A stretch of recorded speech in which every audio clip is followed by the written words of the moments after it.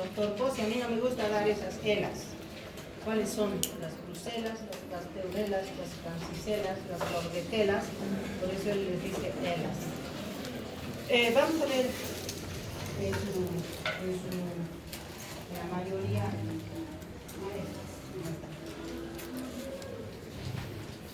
A las legionelas, a las bruselas, a las pasteurelas, a la yersinia en particular, ya la habíamos visto cuando hablábamos de enterobacterias, ¿no es cierto? Habían dos variedades de yersinias que producían síndromes diarreicos, yersinia enterocolítica y yersinia pseudotuberculosis. Pero dentro de la familia existe otra especie que la estudiamos casi junto con estas porque tienen la misma epidemiología. Y cuando digo epidemiología, y hablamos de la francisella más, me refiero a que todas estas bacterias tienen la particularidad de tener reservorios que son animales, ya no necesariamente el humano. Y el humano es huésped accidental, ¿no? Por algún mecanismo de transmisión. Por otro lado, ¿qué es lo que caracteriza a estas bacterias?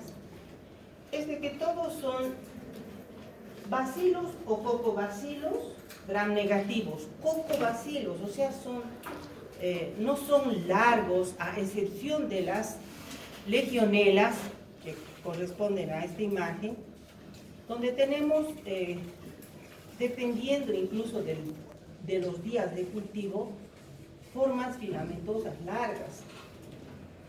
Eso se observa en cultivo.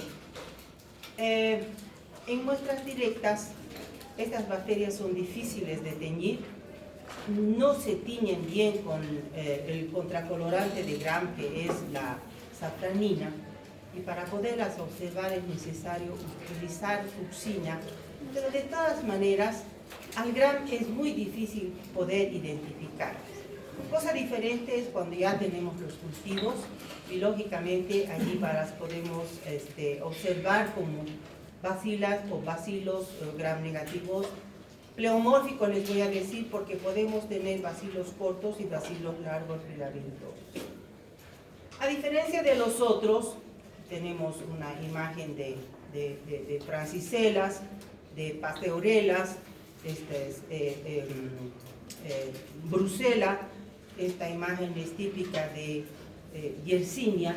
Yersinia, si ustedes se fijan, tienen, yo lo veo bien, pero de acuerdo a lo que he puesto en la diapositiva, tienen coloraciones bipolares que les hace recuerdo a un gancho de ropa. Eso es lo que siempre explican los libros. Que también se puede ver esta imagen, si uno acerca mucho la visión, con las pasteurelas. Tienen casi una similitud de morfología. Les decía que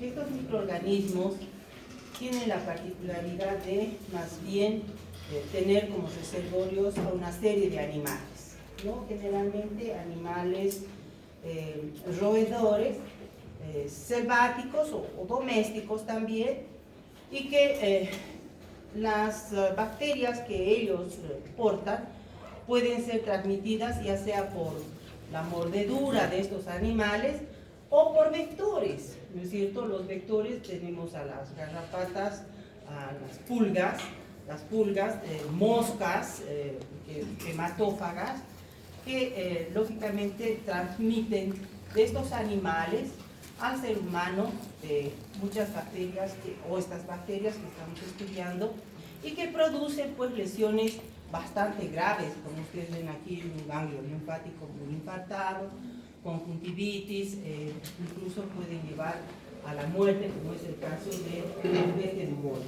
¿no? Bueno, vamos a empezar con las bruselas,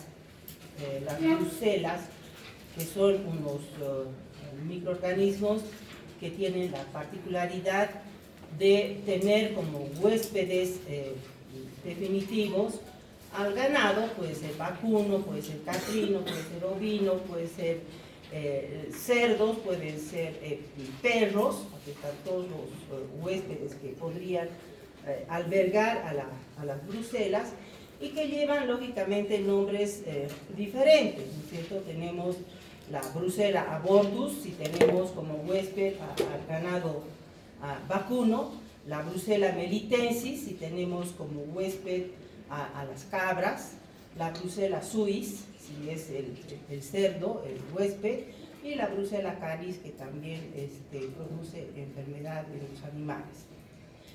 Estas bacterias tienen mucha importancia, sobre todo en lo que es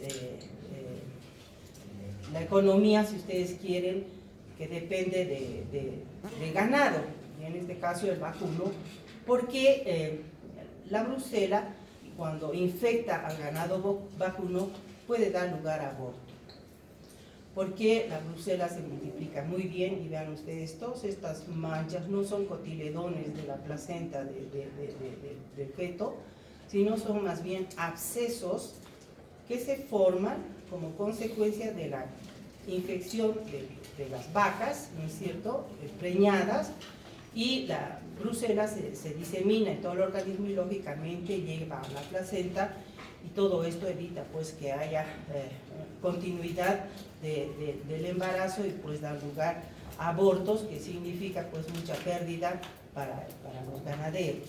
Es por eso que brucela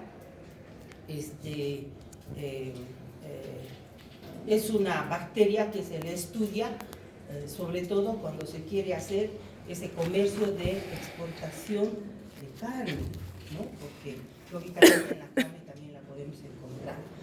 Y hay vacunación, o sea, para ganados sí se puede vacunar al ganado vacuno, y lógicamente evitar la infección. El hombre puede infectarse, lógicamente, ya sea trabajando con los animales, ¿no?, o consumiendo los productos de estos animales, ¿no? El producto, la leche, el queso, etcétera, derivados de la leche, que lógicamente no han sido debidamente pasteurizados. Lo que quiere decir que estas bacterias son sensibles a la temperatura. La pasteurización, ¿hasta qué temperatura llegamos? 60, 70, dependiendo si es la rápida, la lenta, ¿no es cierto? Estas bacterias, con esa temperatura de 72 grados y el enfriamiento brusco, que es la característica de la pasteurización, mueren. Si no hacemos aquello, pues persisten en estos productos y el hombre se contamina cuando las consume. Y tenemos las diferentes variedades, ¿no es cierto? La abortus, relacionado con el ganado bovino; la melitensis, ganado relacionado con el ganado caprino, ovino; suis, con los cerdos; y canis, que también tiene su importancia, pero muy poco en el humano.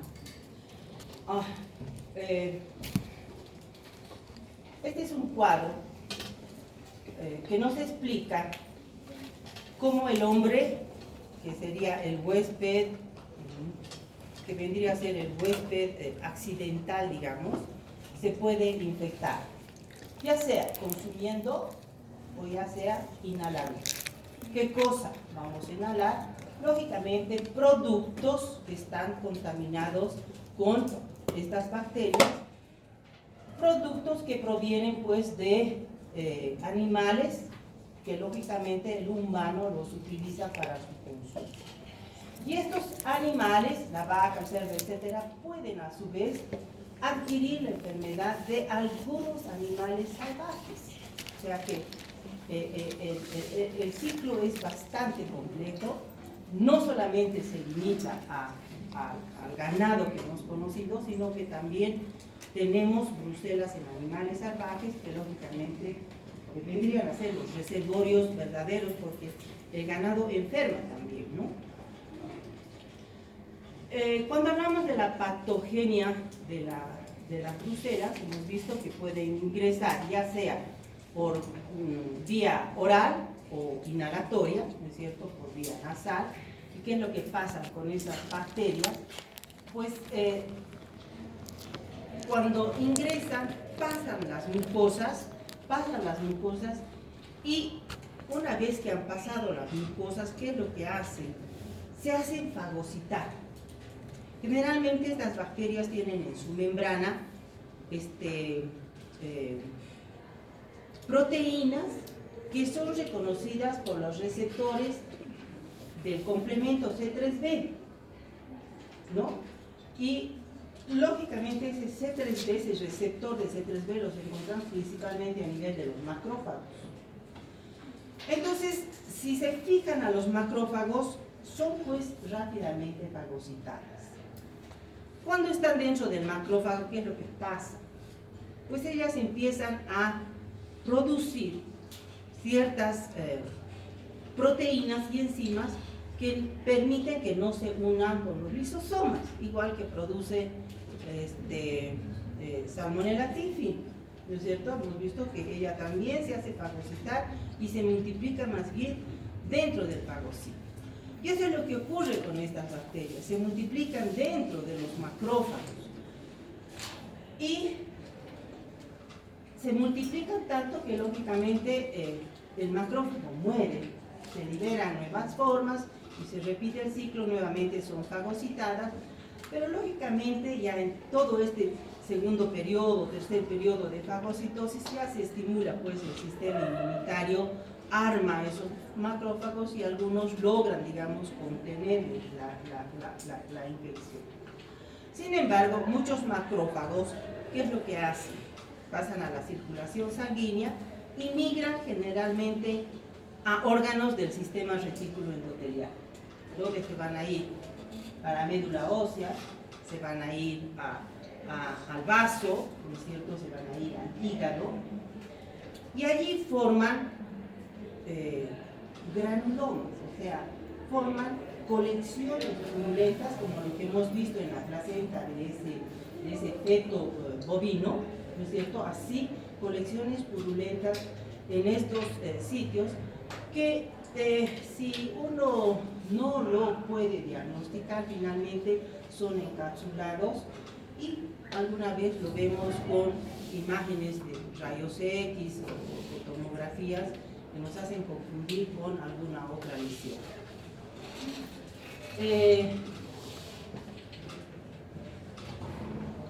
Y es por eso que esta bacteria está relacionada con todas estas patologías. Miren, la osteomielitis, artritis, abscesos esplénicos, hay afectaciones neurológicas, producen lesiones también a nivel del sistema respiratorio, neumonías que a veces son difíciles de diagnosticar porque uno piensa en cualquier otra bacteria y las lesiones no son tan típicas como para decir, sí, es brucela. Hay que tener realmente mucha ayuda de laboratorio para poder llegar al diagnóstico etiológico y lógicamente hacer el tratamiento correspondiente, ¿no? ¿Cómo se manifiesta esta enfermedad? Si ustedes se imaginan que ingresa la bacteria, es fagocitada, se disemina, forma los abscesos, la sintomatología es pues también cada vez más complicada. Generalmente el periodo de incubación es largo, ¿no? Vamos a decir largo, 1 semana a 6 semanas, así de largo. Y luego empiezan síntomas de infección. ¿Cuáles son? La fiebre, cefalea. Lo interesante es que siempre al inicio de la temperatura hay escalofríos. Sube la temperatura y cuando baja la temperatura empezamos con una sudoración.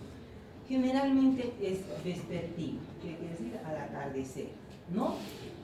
Estos síntomas hacen que la persona se sienta decaída, sin apetito, y por eso va con pérdida de peso, hay dolores musculares, dolores articulares.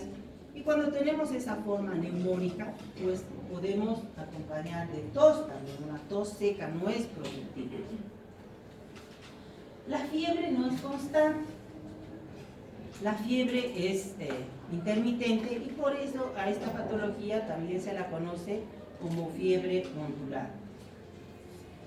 Otro nombre que se le ha dado es fiebre de Malta, porque es en una isla de Grecia, Malta, donde se han descrito los primeros casos producidos por Brucella, lógicamente melitensis, que es la Brucella que vive en el ganado caprino y ovino, que se cría mucho en Grecia, en toda Turquía, etcétera, comen mucho de estos animales, ¿no?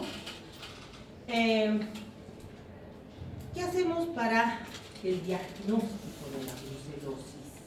Brucelosis, que es la enfermedad, aparte de fiebre ambulante o fiebre de Malta, vamos a conocerlo nosotros como brucelosis. Si ustedes se fijan, las lesiones son sistémicas, difíciles de abordar. ¿Y cuál sería la muestra si es que queremos hacer un cultivo? Porque tenemos tres opciones, digamos, para poder hacer un diagnóstico. La tinción, pero no tengo nada aparente como para muestrear y teñir, ¿no es cierto? Entonces a mí la tinción no me sirve. El cultivo sí me sirve, pero ¿qué voy a cultivar? ¿Qué voy a cultivar? Si mi paciente viene con fiebre, cansado, le duele, todo le duele, pero no tengo abscesos así aparentes, como decir, este cuchichi revienta y de aquí saca, ¿ve? Pero la bacteria está circulando en sangre, por eso hace fiebre, ¿no? Entonces vamos a hacer hemocultivos, ¿ya? Los hemocultivos, que son bacterias virusosas, ¿sí? Pero para cultivarlas necesitamos medios especiales y sobre todo enriquecidos con cisteína. Y pese a que se le da sangre, se le da hierro, se le da cisteína, las colonias se forman muy lentamente. Después de los 4, 5, 6, 7, 12 días, recién empiezan a aparecer colonias. Son metabólicamente poco activas. No se las puede, digamos, hacer una prueba bioquímica como hemos hecho para enterobacterias, si fermenta citrato, lindol, si produce, etcétera, no. Las colonias frecuentemente se las tiñe con la tinción de Gram y se ven pues esas formas características de las brucelas, ¿no? El diagnóstico sería por el cultivo, como muestras entonces hemocultivo, su identificación con colorantes, etcétera. Y la otra forma de diagnóstico sería la serología, ¿no es cierto? Para la serología, lógicamente, vamos a buscar anticuerpos, eso sería lo más efectivo. Vamos a encontrar ya sea anticuerpos de la clase IgM o de la clase IgG. Pero si ustedes se imaginan, el periodo de incubación es largo y los anticuerpos también solamente podemos encontrar concentraciones altas, lo que decimos títulos elevados de anticuerpos, después de 3-4 meses de iniciada la infección. O sea, que lo vamos a tener al paciente 1 o 2 meses con dolores sin saber qué hacer porque no podemos llegar a un diagnóstico. Y cuando hacemos serología después, al 3er o 4 mes, cuando pensamos en la brucela, recién se va a hacer positivo. Entonces el diagnóstico está bien. ¿Qué hacemos para el tratamiento? ¿Qué hacemos para el tratamiento? Seguimos con brucelas. Pues estas bacterias, como han visto, forman abscesos, ¿no es cierto?, granulomas. Son parásitos intracelulares. Sí, salen a la circulación sanguínea y ahí podemos actuar con algunos medicamentos. Son bacilos gram negativos, entonces generalmente los beta-lactámicos no son buenos. Se utilizan pues de ciprofloxacino, o sea, las quinolonas. Se utilizan los, ¿cómo se llaman? Tetraciclinas y algunos aminoglucósidos, ¿no? Los aminoglucósidos que tienen capacidad de destruir a estas bacterias, ¿no? Se han descrito mecanismos de resistencia en ellas, muy pocas, y el tratamiento es lógicamente también largo. No es una semana, 10 días de tetraciclina. Generalmente la administración de estos antibióticos se debe hacer por el lapso de un mes. Y el control es la serología, que los títulos hacen que vaya bajando, pero nunca desaparece. ¿Ya? Eso es para Bruselas. Vamos a hablar de las pasteurelas. Las pasteurelas son cocobacilos gram negativos, provistos de una pequeña cápsula que hace que sean pues agresivas su cápsula, que lógicamente sabemos que impide la fagocitosis y que pues son flora normal de estos animalitos. Los vamos a encontrar en las fauces de los perros, de los gatos y lógicamente de otros animales salvajes también, ¿no? Los zorros, animales relacionados con este tipo de especies. Ahí viven como flora normal, para ellos es flora normal. Y lógicamente cuando el hombre se hace morder o una herida se hace lamer con estos animales, pues esos microorganismos que los tienen en su mucosa pueden ingresar por esta vía. Creo que hay otra diapositiva, no sé si ya. La vía de ingreso entonces dice que es la mordedura o el arañazo del perro o del gato, que es con los animales que frecuentemente estamos en contacto. Si muerde, empieza una lesión inflamatoria que se manifiesta rápidamente. O sea, ha mordido, digamos, a las 3, a las 5, esa zona ya se ve roja. Las bacterias se multiplican rápidamente en el sitio de la mordedura. Y la lesión frecuentemente es dolorosa, ¿no? Ese es el síntoma. O sea, el sitio de la mordedura se inflama, se vuelve roja y muy dolorosa.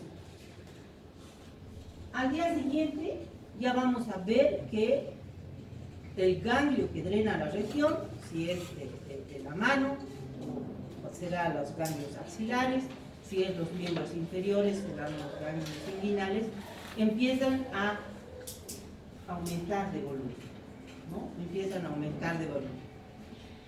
Generalmente las lesiones quedan ahí, pero pueden hacerse de una forma crónica, o sea, persistir por varias semanas, ¿no? Hasta que finalmente el sistema inmunitario pues logra nomás deshacerse de estas bacterias, ¿no? En raras ocasiones las bacterias pueden dar lesiones sistémicas, sobre todo comprometiendo pulmón y comprometiendo hígado. Lo más frecuente es que las lesiones sean localizadas, ¿no? Y bueno, ahí tenemos una mordedura, ¿no es cierto?, con la zona roja, el periodo de incubación de 3 a 6 horas, la inflamación de la zona y dolor articular. Me olvidaba decirles que frecuentemente duele la muñeca, en este caso, el dedo, la muñeca, ¿no es cierto? Generalmente, pese a haber un proceso inflamatorio, si pensamos en proceso inflamatorio, hay interleuquina 1, hay las otras factores de necrosis tumoral, etc., la fiebre no siempre es constante, ¿ya? ¿Cuál será el mecanismo por el cual no hay fiebre? Pero bueno, estamos ahí. Vamos a pasar con lo siguiente. ¿Cómo hacemos el diagnóstico? Lógicamente, el cultivo, ¿no? La tinción de las lesiones generalmente no se ve porque son cocobacilos, está inflamado. Si hacemos un frotis de esa lesión, no vamos a poder identificar a las bacterias porque son tan pequeñitas que las vamos a confundir.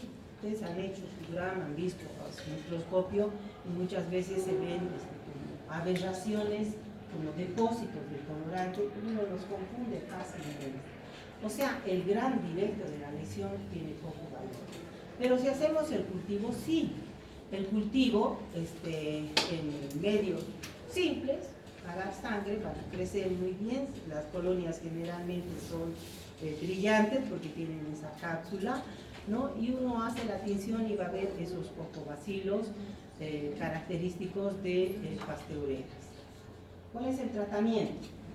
El diagnóstico, el tratamiento, lógicamente estamos con los mismos antibióticos que estábamos dando para brucela, ¿no? Quinolonas, aminoglucósidos, y tetraciclinas, ¿no? Y aminoglucósidos y tetraciclinas. Otro microorganismo que queda grabado en la mente de mucha gente que tal vez ha vivido antiguos estos episodios, ¿no es cierto? Epidemias donde se han puesto a los países en cuarentena, la muerte de las personas, la pulga que es el transmisor, y que el reservorio generalmente son los ratones, ¿no? Y que producen estas lesiones necróticas que lógicamente llevan rápidamente a la muerte de las personas, ¿no? Me estoy refiriendo a Yersinia pestis. ¿Tenía otra diapositiva más o menos? Yersinia pestis. Yersinia pestis es también un cocobacilo, como les he dicho, con esa imagen tan característica de ganchos de ropa, que tiene la particularidad de producir infecciones en el humano cuando es picado por este vector que es la rata, la pulga, que generalmente mantiene un ciclo selvático entre ratones, entre roedores. Los roedores son los reservorios. Entonces la pulga pica al ratón enfermo, se infecta, esta pulga infectada, como la mente avanza más rápido que mi lengua, esta pulga infectada pica a otro ratón sano y lo infecta, y así va manteniendo el ciclo selvático de la Yersinia pestis, ¿no? Accidentalmente estos ratones selváticos o las pulgas de esos ratones selváticos pueden picar a los ratones urbanos, ¿no es cierto? Entonces tenemos ratas en las casas, ¿no? Ratas, ratones, entonces esas pulgas que pican a esos ratones, lógicamente igual les transmiten la enfermedad. Entonces empezamos a tener ratones muertos, ¿no? Por montón, porque lógicamente están adquiriendo la enfermedad, y esas pulgas pueden picar accidentalmente al humano. Y entonces tenemos la forma bubónica de la peste, ¿no? En este caso, ¿qué es lo que ocurre? La pulga pica al humano, y es bien particular esto porque Yersinia pestis, entre sus factores de virulencia, tiene una coagulasa, ¿no? Que hace que cuando la pulga pica al animal enfermo, esa coagulasa forma un tapón en lo que es su aparato digestivo, y como no puede alimentarse, pica a la gente, hace tanto esfuerzo por succionar que al final vomita y sale el tapón cargado de yersinias, y lógicamente esas yersinias son rápidamente eliminadas a través del sistema linfático. Sí, se fagocitan, pero los fagocitos finalmente, por acción de muchas toxinas que producen, muchas enzimas y principalmente el lipopolisacárido, ¿no es cierto?, porque es una bacteria gram negativa, pues hace de que la bacteria se multiplique y produzca destrucción y hemorragia de vasos sanguíneos que están dentro de los ganglios linfáticos, que hacen que se licúe. La sangre se vuelve finalmente líquida, pero ya, como les puedo decir, no es la sangre buena, ¿no? Ya se han destrozado, o sea, ha producido una hemólisis de los glóbulos rojos, y estos ganglios linfáticos aumentados de volumen y así medio líquidos fluctuantes pueden reventar, ¿no? Y revientan y salen las pasteurelas al medio ambiente. Entonces, si respiramos esas pasteurelas que están en aerosoles en el medio, tenemos una forma mucho más grave, tenemos una forma mucho más grave de la peste, que es la forma de mono. Cuando la Yersinia ingresa por la vía inhalatoria y tenemos la forma pulmonar, que lógicamente va a producir la misma lesión que ha producido a nivel de ganglio linfático, una citólisis hemorrágica, ¿no es cierto?, de lóbulos pulmonares y la diseminación con la tos, ¿no es cierto? Y es por eso que se presentaban las epidemias. O sea, las epidemias no solamente eran por la picadura de la pulga, sino que al final la epidemia resultó de una diseminación de hombre a hombre, ¿no? De hombre a hombre, y no solamente por la picadura de la pulga. Bueno, ¿cómo hacemos el diagnóstico? El diagnóstico prácticamente es clínico, o sea, si ustedes han visto hasta ahorita qué enfermedad se parece a esta, donde tenemos ganglios linfáticos aumentados de volumen. Ninguno, no hemos visto hasta ahorita, ¿no? Y pacientes en un estado séptico importante, porque no solamente producen lesiones a nivel ganglionar, sino también la bacteria se disemina, ¿no es cierto?, y se hace sistémica. Vamos a tener cuadros meningios, vamos a tener insuficiencias renales, porque va a ir al riñón, va a ir al hígado, etcétera, etcétera. Entonces, el diagnóstico casi es clínico, y sobre todo cuando ya están los casos de epidemia, el diagnóstico del primer caso es el problema. La tinción de Gram sí nos ayuda, siempre y cuando veamos, sobre todo con la tinción de Whison, que es una tinción, no es Gram en particular, sino se utiliza Migrum Algiemsa y un contracolorante diferente, que hace que se vea esa estructura de bacilos en gancho de ropa, ¿ya? Es la imagen típica que vamos a ver